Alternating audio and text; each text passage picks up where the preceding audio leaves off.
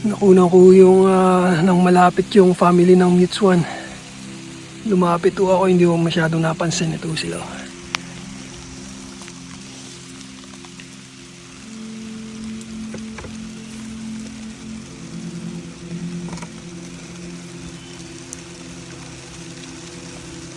Ayun sila. Matutulog.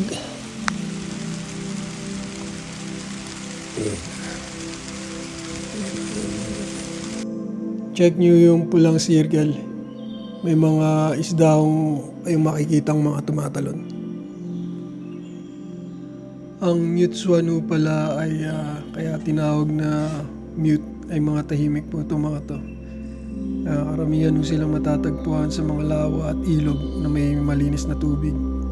Kumakain ho sila rin ng mga damong tubig at iba pang mga halamang dagat.